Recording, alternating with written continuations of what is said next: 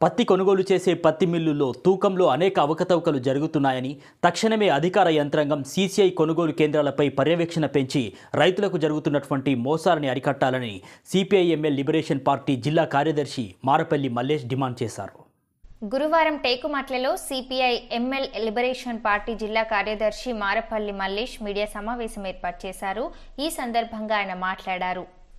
CPI liberation party ఆధ్వర్యంలో ఈరోజు తెలియజేస్తున్నది ఏమంటే, సిపిఎం లిబరేషన్ పార్టీ జిల్లా కమిటీ సభ్యుడు రాజశంకర్ ఆధ్వర్యంలో ఈరోజు జరిగినటువంటి సమావేశంలో చిట్యాలలో ఉన్నటువంటి Murugan cotton mill, Anjaneya cotton mill మధ్య దళాలను వ్యవస్థను ఏర్పాటు చేసుకొని రైతులను నట్టేట ఉంచుతూ ఉండరు.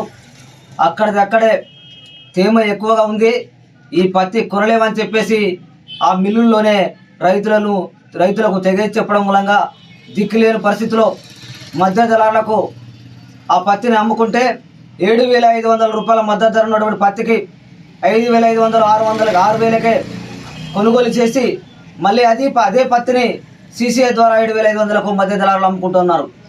అంటే మధ్య దళారులు, వ్యాపార వర్గం, ఆ పత్తి యొక్క జిన్నింగ్ మిల్ యొక్క కాటన్ మిల్ యొక్క యజమానులందరూ కుమ్మక్కై రైతులను నట్టేట వస్తూ ఉన్నారు.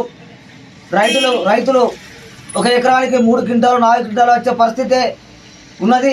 తేమ ఎక్కువై అధిక వర్షాల కారణంగా ఒక ఎకరానికి 10 క్వింటాలు వెళ్ళవలసిన పత్తి 3-4 క్వింటాలు వెళ్తూ ఉంది. లాభోదీపాన్ని పెట్టుబడి రాక రైతులు ఆత్మహత్యలకు పాలవుతున్నారు, అప్పుల పాలవుతూ ఉన్నారు.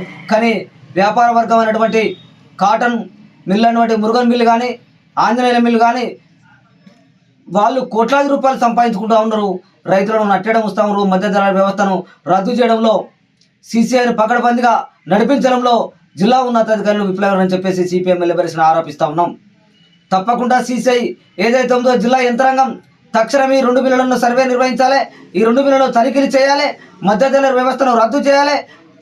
ఆ దళారీ వ్యవస్థను ప్రోత్సహిస్తున్నటువంటి Anjaneya cotton mill, Murugan cotton mill యొక్క లైసెన్సులు రద్దు చేసి వెంటనే తక్షణమే వాటిపైన చర్యలు తీసుకోవాలి. తక్షణమే జిల్లా ఉన్నతాధికారులు, సీసీఐ అధికారులు తనిఖీ చేయాలని చెప్పేసి డిమాండ్ చేస్తూ ఉన్నాం.